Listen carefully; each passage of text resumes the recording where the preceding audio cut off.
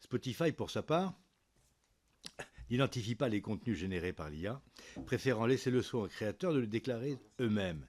Au contraire, Deezer labellise ses contenus. Faut-il craindre à terme une standardisation des esthétiques musicales?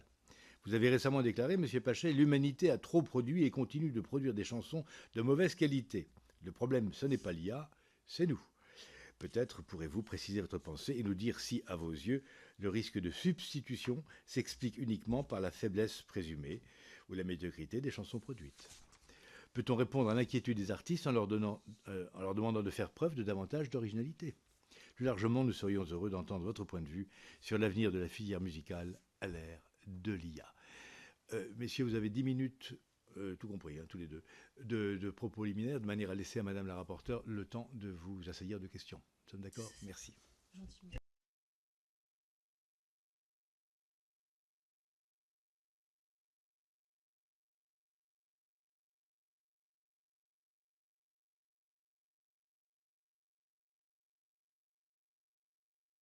Il faut que j'appuie comme ça. Oups. Ah oui, d'accord. Propos liminaires, si vous voulez, je pense qu'on ne dit pas assez quand on débat de ces sujets qu'on est dans une période de notre culture, disons occidentale, assez particulière parce qu'en en effet, on croule sous des avalanches de contenu. Alors c'est vrai pour la musique, 200 millions environ, les chiffres ne sont pas très précis, mais de titres sur les plateformes, 100 000 par jour, idem, ça peut se discuter, mais c'est l'ordre de grandeur. Bon, c'est gigantesque, c'est phénoménal, et ça n'a rien à voir avec l'IA. Et c'était là déjà avant que l'IA arrive, c'est-à-dire c'est là depuis, je sais pas, une 10-15 d'années. Sofian est spécialiste de l'histoire du streaming. Et je pense que ça crée déjà des conditions très particulières qu'on oublie de discuter. C'est pas pour faire de l'histoire en soi, c'est pas ça, mais c'est que pour comprendre le problème de l'IA, il faut déjà comprendre qu'on est dans une société de surabondance qui pose déjà des problèmes en soi. Par exemple, le fait qu'il est, à mon avis, impossible de rendre tous les artistes heureux, parce qu'il y en a simplement trop. Il y a trop de contenu par rapport au nombre d'auditeurs. Ça me paraît inenvisageable, même si on trouvait d'autres moyens de les rémunérer. La question de la rémunération des artistes dans le streaming a été débattue déjà. Donc ça, c'est le premier point. Et donc, il faut s'attendre de manière mécanique à ce qu'il y ait une dévaluation, en tout cas au sens, disons, industriel, de la musique. C'est un phénomène à quel s'ajoutent plein d'autres phénomènes. Un autre qui est très ancien, c'est qu'on met dans le même sac le Requiem de Mozart et la danse des canards. Donc, sur les plateformes, on ne distingue pas la musique objet artistique avec des guillemets, etc., de la musique que vous-même vous avez appelée fonctionnelle. C'est Ennio Morricone d'ailleurs utilisait le même mot, c'est-à-dire la musique à l'image, la musique qui joue un rôle pour accompagner telle et telle activité qui a tout à fait le droit d'exister, mais qui est en effet mélangée. Et alors du coup, comme tout est mélangé, c'est très difficile de comprendre ce qui se passe déjà et d'établir des règles qui vaudraient pour les uns et pas pour les autres, par exemple. Et donc tout ça n'a rien à voir avec l'IA. Voilà, donc moi mon point de vue sur l'IA, c'est un point de vue qui est à la fois, donc j'ai fait de l'IA en tant que, disons, chercheur, inventeur d'algorithmes, etc. depuis très longtemps, et aussi en tant que musicien. Donc on avait sorti en 2016 un pastiche des Beatles, des Iscars, en 2018 l'album Hello World, avec des techniques d'IA de laboratoire.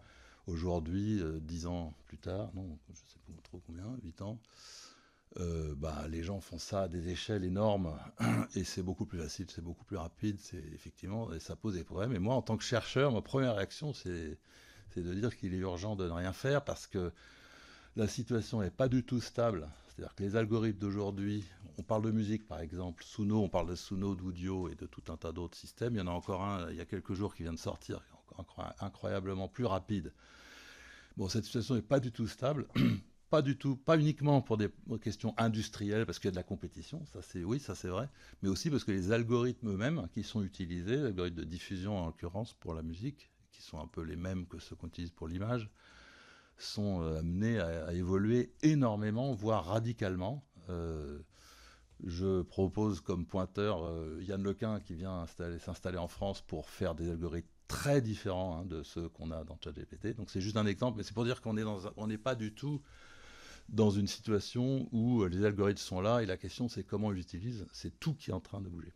Bon, à part ça, j'ai lu les questions que vous posez qui sont des bonnes questions Mais moi, mon point de vue général, liminaire, c'est d'être assez prudent sur tout ce qui est spéculation du futur. Et il y a un principe, un théorème, hein, qui est que toute prédiction concernant l'IA est toujours fausse. Et en particulier quand elle vient des experts. Mais bon.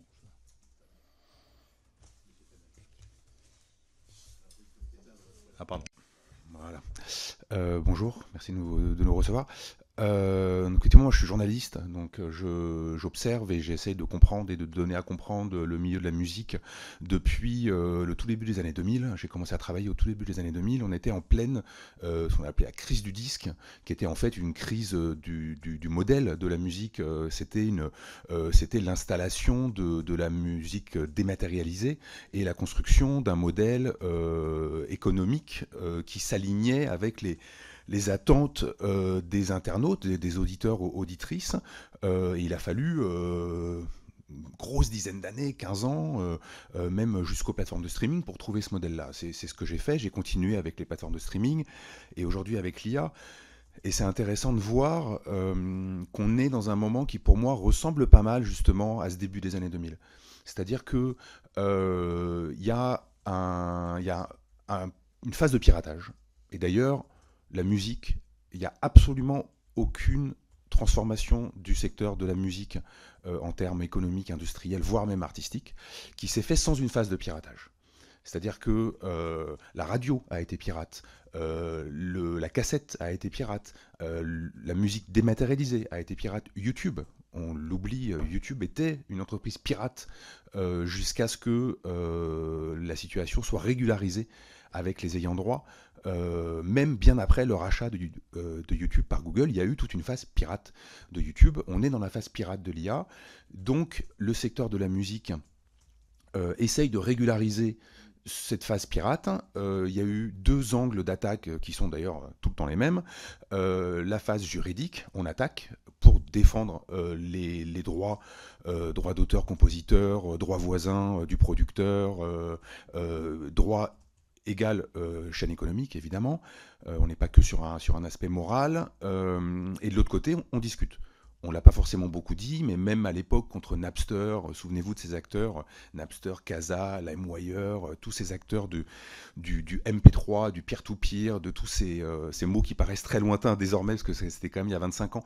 Mais en fait, systématiquement, l'industrie de la musique a discuté, a attaqué et discuté pour essayer de trouver des accords financiers. À l'époque, ces acteurs-là n'avaient même pas l'ambition ou l'envie, et d'ailleurs les rapports politiques étaient différents, donc ils ne pouvaient pas s'entendre. Aujourd'hui, là, depuis la fin du mois de décembre, il semble que les entreprises de l'IA, les Suno, Udio, mais aussi les autres acteurs poussés par les Google, Facebook et d'autres acteurs, montrent leur volonté de signer des accords et de ne pas rester pirates. Et de l'autre côté, le secteur de la musique commence à tisser des premières pistes pour former un modèle économique qui permettrait aux acteurs de la musique, aussi bien artistes que intermédiaires, d'accepter que les entreprises de l'IA générative continuent à exister et fassent commerce d'une façon ou d'une autre de leur technologie avec l'autorisation des ayants droit. Voilà, on en est là aujourd'hui. La question c'est de savoir comment, pourquoi, comment les artistes sont rémunérés à la fin, qui est quand même vraiment une question qui est un petit peu la dernière réglée dans cette histoire à chaque fois, faut bien le dire. Donc c'est une question très intense aujourd'hui. Voilà. Ensuite, l'IA en tant qu'auditeur et qu'observateur des plateformes, l'IA elle est là en fait.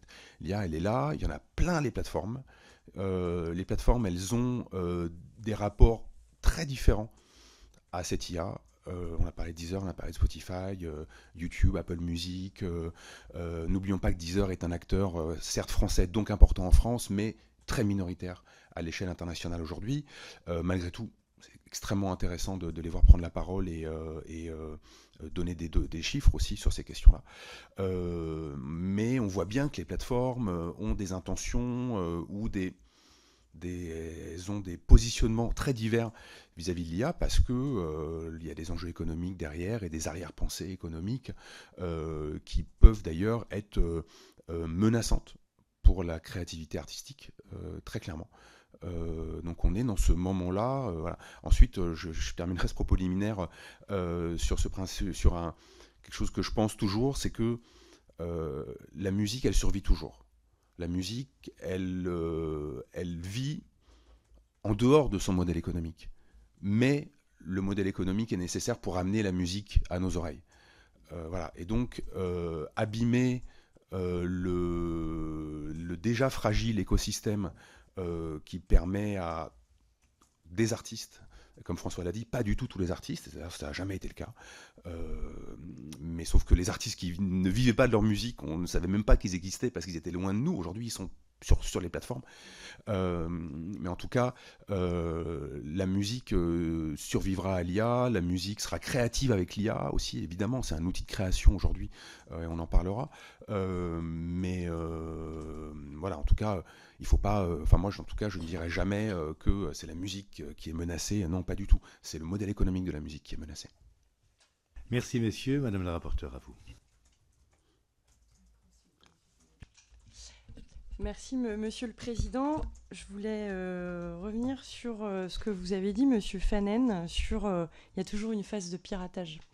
Et ensuite, on a une phase juridique où on attaque pour défendre ses droits, et puis une phase de discussion. Vous avez dit que depuis décembre dernier, vous êtes témoin d'une plus grande volonté, que ce soit de la part des fournisseurs d'IA, mais aussi de la part des ayants droit et donc des acteurs de la musique, de discuter. À votre avis, parce que le fait que vous mentionnez décembre m'a interpellée, et quel est le rôle, d'après vous, de deux choses. Un, la phase de concertation qui a eu lieu sous l'égide du ministère de la Culture et du ministère de l'IA, ouvert en juin dernier et qui s'est achevé au mois de novembre. Est-ce que ça a facilité ou peut-être motivé certains acteurs à davantage discuter? Est-ce que aussi le dépôt au mois de décembre d'une proposition de loi des sénateurs Darcos, Ouzoulias, Evren, Lafont pour pouvoir présumer d'une utilisation et d'une exploitation des données, qu'elles soient musicales ou autres, en tout cas des œuvres, est-ce que ça peut expliquer qu'il y ait une plus grande envie de discuter? Non, pas du tout. Quand je dis que le secteur discute, c'est au niveau international. On est vraiment les acteurs sur ces sujets sont internationaux. Les acteurs qui discutent sont alors les grandes entreprises. On cite souvent Suno, Udio, c'est vraiment le duo dynamique de l'IA générative en termes musicaux. François a dit il y en a d'autres et il y en aura d'autres. Et il y a aussi, encore une fois, les grands acteurs du numérique, globalement, qui sont pas inactifs sur ces questions-là. Et les autres acteurs, ce sont les majors du disque, qui sont les géants de l'enregistrement de la musique, et les grandes sociétés de gestion des droits, la SACEM française étant l'une des plus grandes au niveau mondial. Par exemple, la SACEM représente le catalogue universal musique pour le monde entier, sauf l'Amérique du Nord. Donc elle représente quand même, c'est très conséquent. Donc ce sont ces acteurs-là qui discutent, et aujourd'hui ce sont des discussions business, on va dire. C'est des discussions où on cherche un terrain d'accord pour créer un modèle économique où ces acteurs-là seront d'accord, et avec des propositions qui seront faites au public, aux auditeurs et aux auditrices. Encore une fois, tout ça pose plein de questions. Quelle est la place des artistes là-dedans? Est-ce qu'ils pourront refuser l'utilisation par défaut de leurs œuvres ou pas? Quelles seront leurs capacités à résister à ça à court terme et à long terme? Je pense que la question du long terme est essentielle. Voilà. Ensuite, vous me posez la question du paysage français.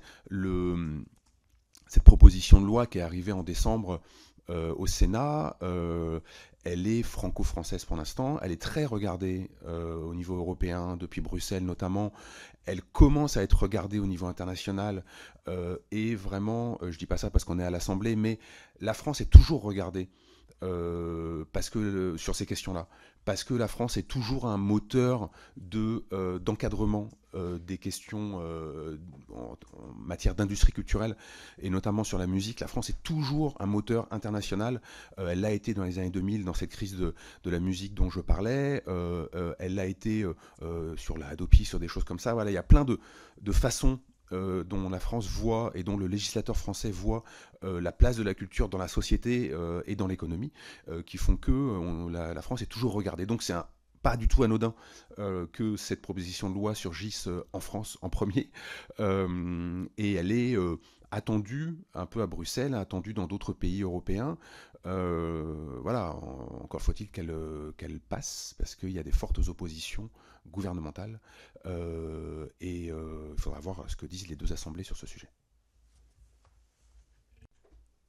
Merci beaucoup. On suivra dans le cadre de nos travaux, bien sûr, le cheminement de cette proposition et aussi les travaux actuellement au Parlement européen qui la rejoignent. Monsieur Pachet, vous avez parlé de la surabondance qui n'a pas attendu l'IA générative, la surabondance de titres. Vous avez redonné des chiffres qui donnent un petit peu le tournis. Si on regarde si on distingue la création et la diffusion, moi je partage ce que vous dites sur il est plus facile maintenant de produire. Maintenant, c'est peut-être sur la diffusion et sur le captage du temps d'attention que se pose le vrai défi pour les acteurs de la musique. Mais si on prend déjà le temps de la création, sans forcément voir la quantité, mais sur la capacité à trouver d'autres qualités, d'aller voir des originalités. Qu'est-ce que vous pensez, vous, de la diversité et du nouveau champ de création que peut apporter l'IA générative à la musique ? Ben moi, je suis très optimiste. C'est-à-dire qu'en fait, tout ce qui a été dit là, jusqu'à présent, je suis tout à fait d'accord. Mais alors, juste un point quand même de rectification peut-être sur les batailles de géants là, auxquelles on assiste, qui étaient prévisibles, hein, donc on attendait depuis plusieurs années. Moi, ça fait 2 ans que dans le milieu, on savait qu'il y avait des accords. Ces accords, ils ont lieu entre des industriels de l'IA, d'une part, des plateformes, et d'autre part, des ayants droit, qui sont les labels, plus ou moins représentés par des associations comme la SACEM, le GEMA, etc. Mais les artistes ne sont pas du tout dans la boucle. J'aurais rappelé une chose quand même qu'il faudrait avoir à l'esprit, c'est que les labels, les ayants droit, au début 2000, étaient exsangues. Je me souviens de Sony Music, parce que j'étais à Sony à l'époque. Il était question de vendre Sony Music, qui était mourant, parce qu'ils ne vendaient plus de disques, puisque les disques étaient piratés à cause du MP3. Aujourd'hui, ils n'ont jamais été aussi riches qu'aujourd'hui. C'est pas grâce à l'IA, c'est grâce au streaming. Ils sont aujourd'hui plus riches avec le streaming qu'ils étaient dans les années 90, à l'époque où ils étaient déjà très très riches grâce aux compilations qu'ils vendaient en masse. Ces accords-là, ils sont bien. Moi, je les attendais comme tout le monde. Je pense qu'ils sont très bien, mais ils vont rendre les labels encore plus riches. Ils ne vont pas rendre les artistes plus riches. Puisque il faut quand même pas oublier que une des difficultés des artistes, c'est justement la relation qu'ils ont avec les labels, qui leur prennent en général 90% des revenus. Bon, c'est discutable dans les théâtres. C'est une industrie très compliquée au passage. C'est aussi compliqué de comprendre comment marche un transformer en IA. Donc on ne peut pas réduire ça à des choses simples. Et donc les combats qu'on voit, en fait, ils ne concernent pas les artistes.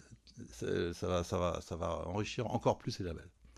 Alors sinon, sur la question que vous me posez, là, moi, j'ai jamais dit que la musique était de plus en plus mauvaise. Hein. J'ai dit qu'il y avait beaucoup, parce que je me fais suffisamment engueuler. Non, mais j'ai dit qu'il y avait de plus en plus de musique auto-similaire, et c'était grâce à ça que l'IA fonctionnait. Parce que l'IA, la manière dont elle se nourrit de similarité, elle se nourrit pas de singularité. Et que donc cette grande production de similarité expliquait l'efficacité des mécanismes d'IA. J'ai pas dit qu'elle était forcément mauvaise. Après, oui, je pense qu'il y a des usages des techniques d'IA aujourd'hui. Moi, je connais par exemple des producteurs, ça s'appelle des réalisateurs aussi en français, c'est-à-dire que les gens qui arrivent et qui essayent de fabriquer une chanson à partir de spécifications d'artistes ou de producteurs en général très vagues. Donc c'est eux qui ont le savoir le technique pour faire de la musique. Il y en a beaucoup qui utilisent déjà l'IA de manière très intéressante. À mon avis, il faut regarder ça, parce que c'est ça c'est ce qui augure les usages de demain. Et c'est pas du tout... ce qui se passe, c'est pas du tout manichéen. C'est pas genre c'est bien ou c'est pas bien. C'est beaucoup plus compliqué. Par exemple, il y a un usage très intéressant de l'IA aujourd'hui qui sert à fabriquer ce qu'on appelle les monstres. C'est-à-dire qu'en fait, il y a un producteur qui arrive, qui exprime une idée dans un langage plus ou moins technique, plus ou moins vague, et très, très vite, avec Suno, Udio ou d'autres, on peut faire en quelques heures 5, 6, 10 exemples, et ensuite la discussion le producteur va dire ah oui, c'est comme ça, c'est là où je vais aller. Et ensuite le réalisateur il va tout refaire en fait, ou il va tout refaire, ou presque tout, enfin il va travailler autant qu'avant, même peut-être souvent plus, parce qu'il faut en plus écouter ce que fait l'IA, etc. Il y a des usages de l'IA qu'il faut absolument pas oublier, parce que là on parle de l'IA end-to-end. Alors, je ne sais pas comment on dit en français, end-to-end, point à point, c'est-à-dire du prompt d'un côté jusqu'à l'objet totalement fini de l'autre, masterisé même. Mais en fait, il y a beaucoup d'usages, et ils sont prépondérants de l'IA, qui ne sont pas du tout pour faire ça, mais qui sont pour la séparation de sources, par exemple, dont on ne parle pas beaucoup, mais qui est essentiel, qui change totalement la donne. C'est-à-dire qu'on prend un morceau existant, on le découpe, on retrouve les pistes individuelles, qu'on peut ensuite réutiliser ou changer, etc. Ça marchait pas autrefois, ça marche grâce à l'IA, avec des systèmes qui sont d'ailleurs entraînés sur des bases d'apprentissage dont personne ne parle, mais qui ne sont pas plus légales que les autres, mais qui posent de problèmes à personne. Bon, y a un usage de l'IA, qui est, comme vous savez, la synthèse de la voix chantée, qui a longtemps un problème en recherche dont on pensait qu'il était impossible, et maintenant il marche parfaitement. Et ça, c'est aussi de l'IA générative qui est extrêmement utilisé. Il y en a un troisième que je mentionne qui est très important quand vous allez voir un producteur dans son studio qui travaille effectivement, c'est toutes les techniques de déréverbération. Quand on enlève, on nettoie, disons, la musique, le son. Ça marchait pas, ça marche parfaitement maintenant. Grâce à l'IA, elle-même entraînée des bases dont personne ne connaît le contenu. Et en tous ces multiples algorithmes qui sont très différents les uns des autres, ils font que le process, si vous voulez, le process, comme on dit, de création, il est devenu beaucoup plus, enfin très différent aujourd'hui qu'il était avant l'IA, et très intéressant. Et il y a de ça des choses très intéressantes qui naissent, évidemment. Ça, j'ai pas de doute. Enfin, je suis plutôt optimiste, si vous voulez. Donc moi, je pense pas du tout que l'IA conduise à de la médiocrité, enfin en tout cas pas plus qu'avant. Il y avait déjà de la médiocrité. Je n'ai pas dit que tout était médiocre, j'ai dit qu'il y en avait beaucoup, et il y en aura encore beaucoup, mais la raison pour laquelle moi je fais de l'IA, de la musique depuis de très très très longtemps, c'était justement dans l'espoir et dans l'idée qu'on pouvait, grâce à ces technologies, pousser des musiciens, des créateurs et compositeurs à fabriquer du nouveau, à fabriquer des nouveaux styles en particulier. C'est ça qui est très très... Le Graal de l'artiste, hein, c'est pas de faire une chanson de plus, hein, c'est de faire des chansons qui soient très bonnes, si bonnes que ça créerait un nouveau style. Bon, ça, il n'y a pas d'IA qui fasse des nouveaux styles pour l'instant. Les IA font des chansons et qui sont parfois très bien, hein. Donc, sur votre question d'optimisme, je suis très optimiste sur, disons, la qualité, enfin, le fait qu'il va y avoir, je suis sûr, des chansons intéressantes qui vont sortir de tout ça. Mais ça ne répond pas au problème de la masse. Merci beaucoup. Peut-être, Monsieur Fanen, pour compléter, si vous avez d'autres exemples comme ça, où on a des champs de création qui sont ouverts, mais est-ce qu'on peut aussi les mêler à cette question de la réception? C'est-à-dire que je peux être un artiste et je peux créer, et pourquoi pas un nouveau style, un nouveau courant, mais est-ce qu'on peut compter aussi sur l'IA pour pouvoir créer des nouvelles expériences, au-delà de ce qui est créé, mais comment c'est reçu?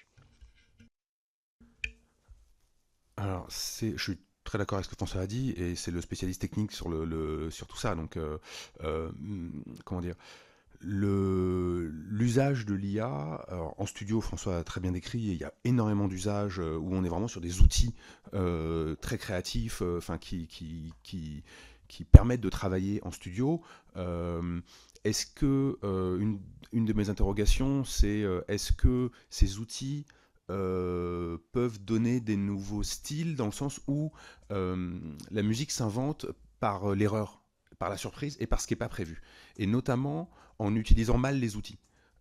C'est en utilisant un ampli percé qui avait été abîmé dans un accident de la route que la saturation de la guitare électrique a été commencé à être utilisée. C'est en utilisant une boîte à rythme abandonnée par des jazzman que les musiciens ont inventé la techno. C'est en poussant l'autotune à fond pour qu'il soit extrêmement audible qu'on a créé une nouvelle forme vocale qui habite notre musique depuis 15-20 ans, alors que l'autotune était fait pour être inaudible en studio. Voilà, donc la musique s'invente souvent en cassant ces outils. Est-ce qu'on peut casser l'IA? J'ai l'impression que pour l'instant pas. En tout cas, dans ce qu'on voit, c'est pas le cas, dans le sens où l'IA imite le passé, imite ce qui est déjà acquis, et propose une solution très moyenne en termes statistiques. C'est qu'elle elle propose ce qui est le plus recevable par rapport à ce qu'on lui a demandé, en évacuant tout ce qui a déraillé. Alors que finalement, c'est ce qui a déraillé qui serait sûrement intéressant pour les artistes. Voilà. Donc, l'IA générative, aujourd'hui, elle sert à plusieurs choses. Donc, on en a parlé en studio. Dans le rendu, c'est-à-dire dans ce qui est disponible sur les plateformes et les différents outils, il y a plusieurs grandes familles.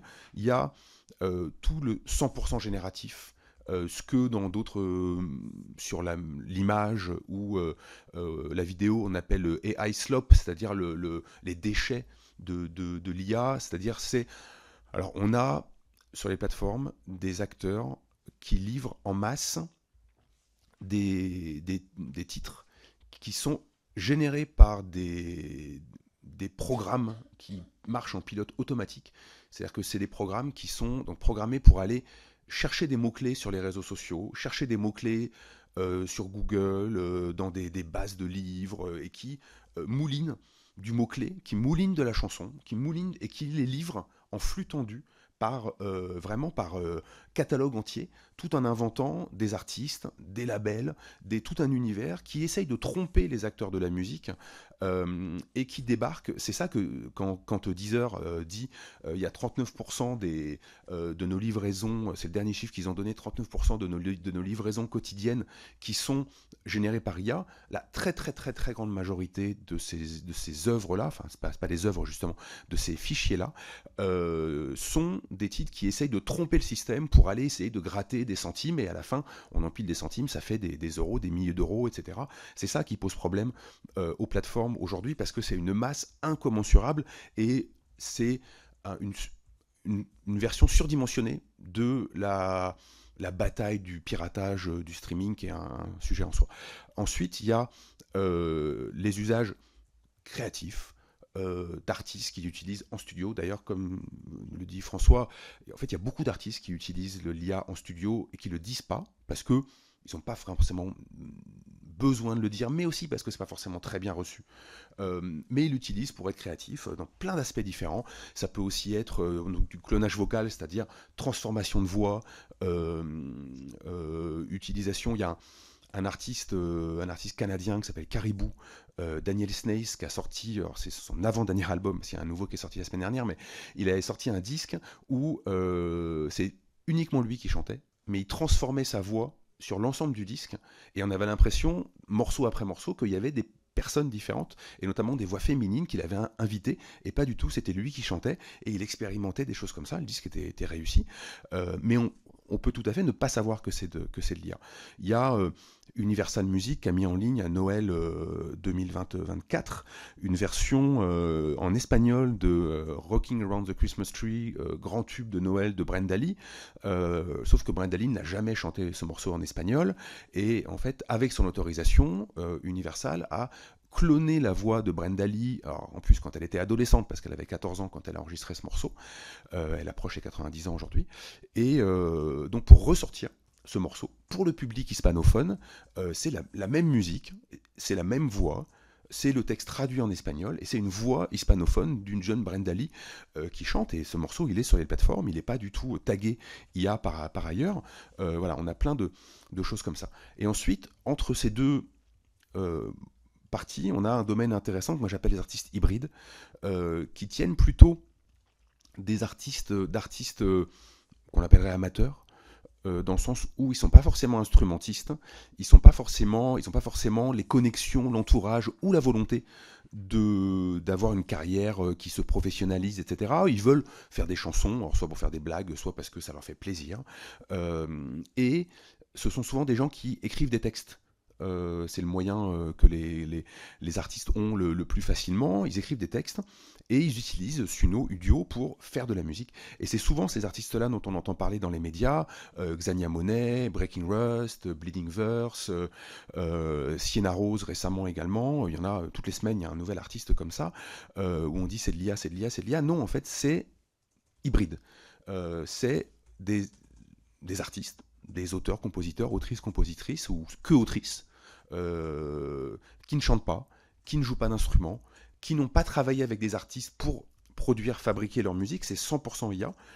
Et eux se retrouvent un peu dans une zone grise aujourd'hui parce que sur les plateformes de streaming et même en termes juridiques, la nature même de leur œuvre n'est pas ni certaine ni reconnue. Par exemple, Deezer, à partir du moment où Deezer repère et tag, identifie comme titre IA un morceau même hybride, ce morceau n'est pas rémunéré. Donc ça pose tout un tas de questions que le monde de la musique doit aussi aborder, mais qui à mon avis est un champ créatif pas du tout négligeable, dans le sens où ces outils-là, très certainement, donnent à plein de personnes la possibilité de faire de la musique. C'est un peu comme l'auto-édition. Pour le meilleur et pour le pire. C'est-à-dire ça nous noie de musique comme on est noyé de potentialités de livres sur Amazon et compagnie, mais là-dedans, il y a peut-être des artistes en devenir, il y a peut-être des... et puis voilà, toute œuvre a le droit d'exister, donc je pense que c'est un domaine assez intéressant qui n'est pas du tout clarifié encore aujourd'hui. Merci beaucoup. Justement, on voit que c'est en cours de construction. La question de l'information de l'utilisateur sur le fait que l'artiste, qu'il soit hybride ou pas, mais peu importe, qu'il ait utilisé l'IA, une fois qu'on lui a donné cette information, et si oui, laquelle? Parce qu'on a des utilisations d'IA partielles, d'autres qui peuvent être très importantes. Comment vous pensez que le public reçoit cette information? Est-ce que ça l'amène à se détourner de ses contenus, ou alors l'utilisateur dit mais moi ça me plaît, donc je m'en fiche de savoir comment ça a été fait et par qui ça a été fait. Quels sont déjà ce que vous percevez l'un et l'autre sur la réception du public quand il connaît que l'IA a été convoquée pour la production d'un contenu?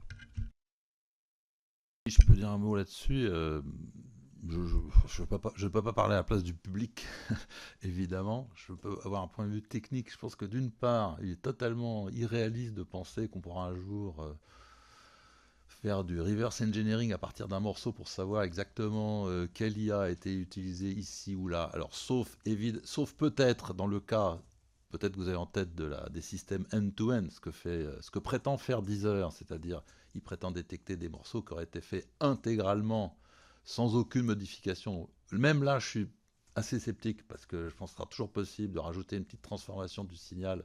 Vous faites un petit peu un time shift de quelques millisecondes, à mon avis, la détection ne marchera plus. Mais bon. Mais en tout cas, de manière générale, que l'IA a été utilisée, je prenais l'exemple des Beatles qui ont sorti Now and Then, je crois que c'était en 2023, il y avait de l'IA, et pas de l'IA pour générer la chanson, et de l'IA pour nettoyer la voix de John Lennon. Mais il ne me semble pas que les gens s'en soient offusqués.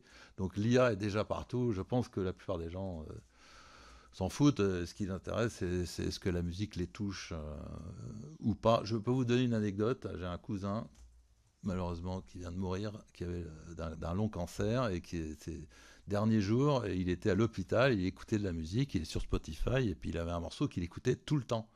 Et puis tout d'un coup, le morceau disparaît. Et il me dit, qu'est-ce qui se passe? Bon, comme si j'avais les moyens de... J'ai regardé, en fait, le morceau a effectivement été supprimé de la plateforme parce qu'il était soi-disant fait par IA. Bon, c'était le seul morceau qu'il arrivait à écouter. Je pense que tout ça, c'est pour dire que la seule chose qui compte, c'est est-ce que les morceaux touchent les gens. Je crois qu'il y a beaucoup de morceaux faits avec de l'IA ou par IA qui touchent beaucoup de gens. Ça me paraît totalement évident. Et techniquement, ça me paraît totalement irréaliste de continuer cette chimère de penser qu'on va pouvoir tout analyser jusqu'en... donc d'une part, du point de vue du traitement du signal, ça me semble irréaliste. Alors après, bon, on peut se tromper. Hein. Beaucoup de gens se sont trompés. La génération, par exemple, d'images hyper réalistes aujourd'hui avec les modèles de diffusion, vous auriez dit il y a 10 ans à un chercheur du domaine, est-ce que c'est possible? Ils auraient dit non. Hein. Donc il y a des miracles technologiques qui peuvent arriver. Donc, mais moi, ça me semble très très peu réaliste. Et deuxièmement, les gens, je pense, sont assez indifférents. Ce qu'ils veulent, c'est savoir ce que la musique va les toucher. Donc, et puis, je ne crois pas que ce soit le rôle, avec tout le respect et l'intérêt même que j'ai pour les institutions politiques, que ce soit nationales ou européennes, je ne pense pas que ce soit le rôle de ces institutions de décréter ce qu'il faut écouter ou pas, et comment, etc. Je crois qu'il faut admettre que l'IA est déjà partout, observer ce qui se passe. Il y a des usages très marrants, très intéressants. Je mentionne par exemple, je connais quelqu'un qui est un artiste qui fait des morceaux faits avec IA, très intéressants. Le type ne sait pas du tout faire la musique. Il utilise donc des prompts et tout ça, mais il y passe des heures et des heures et des jours et des jours. Il y a un vrai travail.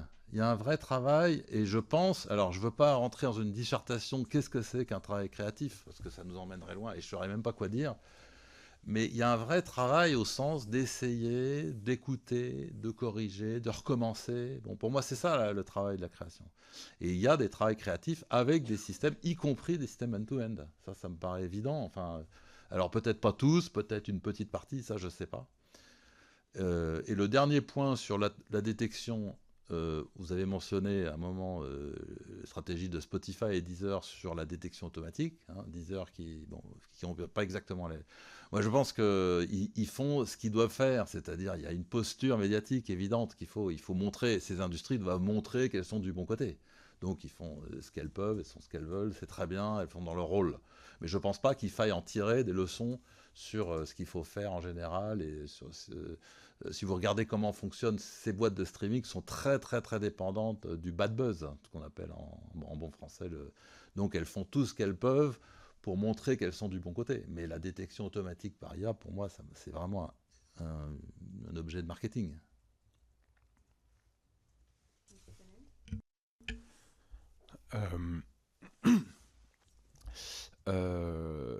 Oui, clairement, Deezer utilise l'IA comme un outil de communication, comme Deezer a utilisé auparavant la question de la rémunération des artistes, en étant très actif sur la question du mode de rémunération, du modèle de calcul. Ça n'empêche pas que c'est intéressant de les voir mettre le sujet, plutôt que le fait qu'ils mettent le sujet sur la table médiatiquement oblige des acteurs à se saisir de ces questions, et ça met des chiffres et ça sort le sujet des couloirs et des coups de fil entre acteurs du secteur. C'est intéressant. Je suis d'accord sur le fait que il faut pas s'attendre à ce que, en tant qu'auditeur et auditrice, nous soyons d'une vertu incroyable, capable de repérer l'IA, pas l'IA. Comme dit François, l'important c'est l'émotion dans un morceau. Et par ailleurs, il y a des morceaux faits par des humains qui sont d'un ennui absolu. Il y en a toujours eu, c'est vrai. Et on n'a pas attendu l'IA pour s'ennuyer mutuellement. Avec la musique, il y a une masse de musique gigantesque, tout n'est pas génial. Voilà.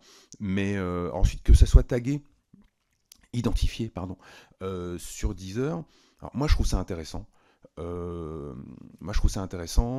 Ne serait-ce que, moi je suis j'ai une passion pour les discographies. Je passe ma vie à fouiller, comme j'écoute de la musique tout le temps, je passe ma vie à fouiller les discographies des artistes, et c'est un bazar sans nom, parce que justement, le monde de la musique, le secteur de la musique s'intéresse plus à la fin de son trimestre que à ce qu'on va faire de ce patrimoine dans 10 ans. Donc c'est toujours joyeusement le bazar, et on se perd déjà. Donc si, en plus, quand je dis on se perd, c'est-à-dire qu'on a des rééditions qui ne sont pas datées, on ne sait pas si le disque est sorti en 2017 ou en 1976, d'autant plus aujourd'hui que les musiques qu'on avale le passé, on le recycle en permanence, et on passe d'un revival 70 à 80 à 90 dans la même année avant de revenir et de refaire la même chose l'année d'après. C'est extrêmement compliqué à suivre. Donc on se perd déjà beaucoup. Donc si en plus l'IA vient ajouter un trouble en faisant par exemple revivre l'histoire de Brenda Lee, et est quand même assez emblématique, mais on va aussi avoir des artistes décédés qui vont revenir.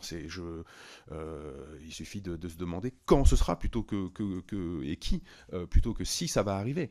Toutes ces problématiques-là de transformation des œuvres et de transformation des discographies, je pense que c'est plus on donne d'informations, plus c'est bénéfique à l'auditeur, mais aussi à l'avenir pour qu'on sache à peu près dans quelle réalité on vit. C'est un peu le problème, c'est que l'IA crée des réalités diverses et voire parallèles, et ça complexifie beaucoup le fait de savoir où on est. C'est la même chose qu'on a avec du texte qui est modifié, de la photo qui est modifiée, de la vidéo qui est modifiée, si le son peut être modifié, qu'est-ce qui est vrai. Je pense que c'est important de dire, voilà, ça c'était l'œuvre originelle, et voilà, et ça a été modifié par IA. Voilà. Ensuite, ce qui est intéressant de voir, c'est que donc Deezer ne fait pas qu'identifier les œuvres créées avec de l'IA générative, mais ne les recommande pas. Donc elle ne remonte pas dans les recommandations algorithmiques, recommandations automatisées, mais aussi dans les recommandations éditoriales. Les recommandations éditoriales étant cet ensemble de playlists qui sont gérées par des salariés de Deezer et qui nous organisent l'actualité de la musique et en partie son histoire. Donc les morceaux d'IA ne remontent pas dans ces outils-là de recommandations chez Deezer, là où ils remontent chez Spotify librement comme n'importe quel autre titre. Voilà. Et on voit que les audiences, les écoutes des titres IA chez Deezer, même les succès relatifs, très relatifs, de Xania Monet, de Breaking Rust, de ces tubes avec plein de guillemets IA de ces derniers mois, sont bien moindres chez Deezer que chez Spotify. Voilà. Alors, est-ce qu'ils plaisent naturellement, organiquement chez Spotify? Est-ce que ils n'ont pas leur chance chez Deezer? Est-ce que les auditeurs vont aussi les chercher par curiosité parce qu'ils en entendent parler et que ça les fait remonter dans les algorithmes chez Spotify? C'est tout un tas de questions. On ne sait pas aujourd'hui quels sont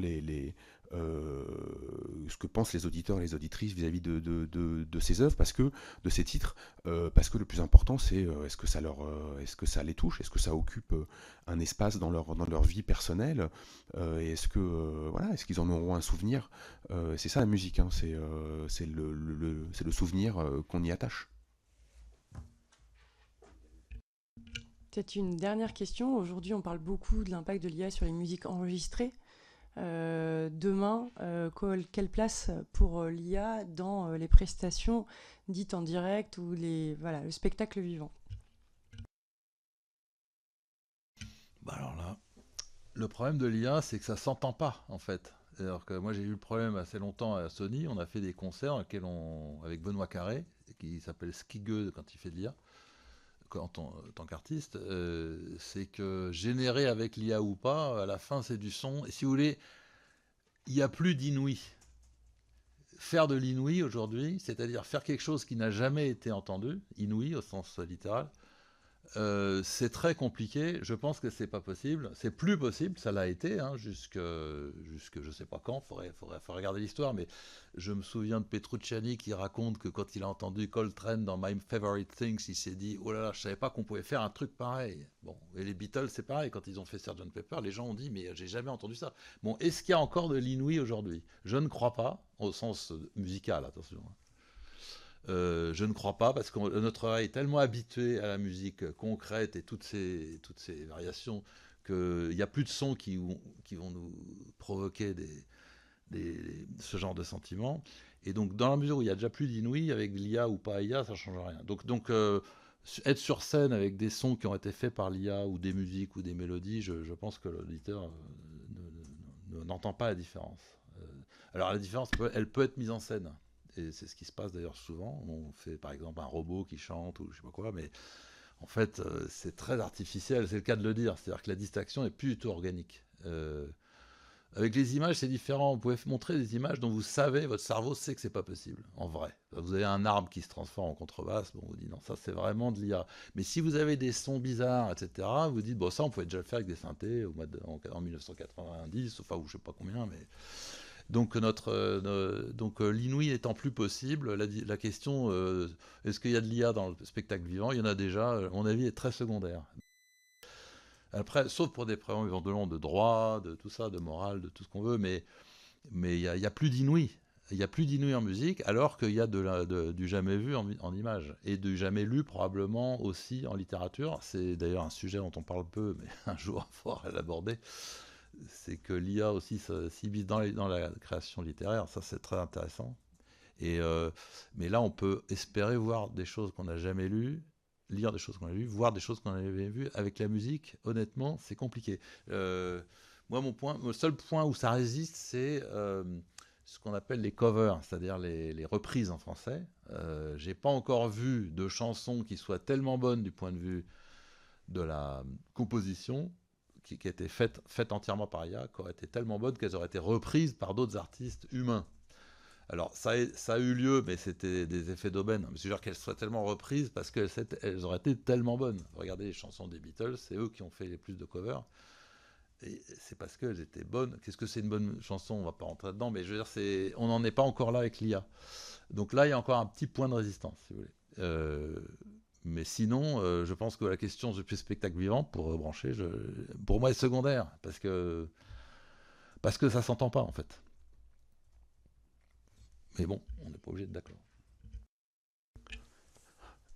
Oui, en termes sonores, je pense que l'IA ne permet pas de choses qu'on ne pouvait pas faire auparavant, encore. Si ce n'est des facilités de studio, etc., mais en live. Par contre, ce que ça intéresse, ça excite des acteurs du live, des spectacles, même si tout ça est très exploratoire encore, mais il y a cette idée de transformer l'expérience du concert avec des nouveaux moyens de vidéo. C'est là où les concerts en ce moment sont vraiment en train, alors c'est déjà le cas, mais on est vraiment dans une accélération, de devenir des expériences visuelles, voire des expériences sensorielles, etc. C'est d'ailleurs ce qui permet de monter le prix des billets chaque semaine. C'est un sujet en tant que tel, mais en tout cas, à partir du moment où on promet une expérience incroyable, il faut que ce soit incroyable, et donc c'est là où l'IA va peut-être permettre d'avoir avec du traitement en direct, traitement des images qui sont filmées sur la scène, qui peuvent être traitées en direct par de l'IA, avec l'aide de l'IA, donc d'accélérer des choses et donc d'avoir des rendus visuels qui soient plus impressionnants. Et l'autre champ très exploratoire, même si c'est pareil, c'est des choses qui intéressent, c'est le live virtuel, le concert virtuel. On a vu que c'est pas une problématique pour les spectateurs avec le succès du spectacle d'ABBA à Londres, où on est vraiment sur des avatars numériques c'est une boucle, hein, en fait, c'est pas créé en direct, c'est une boucle, mais c'est une première pierre et le public répond présent parce que, comme dit François, les chansons sont là, les chansons sont tout le monde les connaît, elles sont géniales, on vient faire la fête, et le fait que le groupe soit pas là, d'ailleurs ils s'en moquent un peu pendant le spectacle, ils se disent nous on est trop vieux pour ça, je suis en train de promener mon chien pendant que vous profitez des chansons et on vous embrasse, c'est vraiment dit, donc c'est assez intéressant. Demain, il y a plein de gens qui pensent que on pourra avoir alors soit des stars virtuelles. Ça existe déjà, au Japon notamment. Il y a Hatsune Miku qui est depuis 20 ans une star virtuelle. Donc il n'y a rien qui empêche que demain il y ait des stars virtuelles qui soient des stars au niveau mondial. Et l'IA sera à un moment ou un autre peut-être partie prenante de ces sujets-là. Et il y a la question des stars décédées. Des personnalités décédées. Il y a un grand courant en ce moment, c'est très américain, mais il y a un grand courant de vente les artistes vendent de leur vivant les droits sur leur personnalité dans le droit américain, c'est-à-dire leur apparence, leur look vraiment très reconnaissable, leur voix également. Et donc on a des artistes comme ça, notamment le groupe Kiss, groupe de hard rock Kiss, a vendu son apparence et ses voix à Warner ou Sony, je ne sais plus, ce qui fait que ces voix et ces apparences, la marque Kiss va pouvoir être exploitée pendant des décennies, avec peut-être des tournées de Kiss, même quand les artistes ne seront plus là, parce qu'ils ne tournent plus désormais. Donc on va rentrer petit à petit dans ce nouveau monde-là qui est assez abyssal et qui va se rajouter aux difficultés qu'ont les artistes actuels à exister, parce que un artiste aujourd'hui doit exister à côté de tous les artistes de sa génération et de sa musique et de son monde, etc. Mais en plus, face aux gloires du passé. Déjà dans les bacs des magasins de disques et demain peut-être sur scène. Donc c'est voilà. Mais en tout cas, s'il y a un champ où l'IA sera peut-être active, c'est dans ces choses-là, parce que l'IA peut aussi permettre de faire des nouvelles chansons. Enfin voilà, quand on va emmener ces artistes-là en tournée, peut-être qu'il y aura des nouvelles chansons. Voilà, tout ça est exploratoire, mais ça fait partie des choses qui intéressent le secteur de la musique ou l'encombre, selon la position dans laquelle on se place. Très bien, messieurs, merci beaucoup. Je pense que Madame la rapporteure sera d'accord avec moi. Nous avons beaucoup appris dans cet échange libre avec les observateurs et les praticiens avisés et les chercheurs que vous êtes dans le domaine musical. Parce que ça nous sort un tout petit peu de certaines positions qui sont des positions presque de principe, n'est-ce pas? Il faut tout rejeter, il faut se méfier, c'est la cata. Et d'autres qui disent au contraire, c'est l'avenir radieux. Je schématise bien sûr, mais enfin. Et vos points de vue nuancés nous ont vraiment beaucoup éclairés. Moi, j'ai beaucoup apprécié des formules comme vous, monsieur, excusez-moi, Pachet, il est urgent de ne rien faire, ou vous, monsieur Fanen, la musique existe et vit en dehors de son modèle économique. Ce sont des occurrences que je trouve intéressantes. Et pour conclure, je dirais que de toute façon, ce que vous nous dites, c'est que le juge de paix de tout ça, ça reste quand même l'auditeur. Et donc ça, c'est quand même rassurant pour tout le monde. Merci beaucoup, messieurs.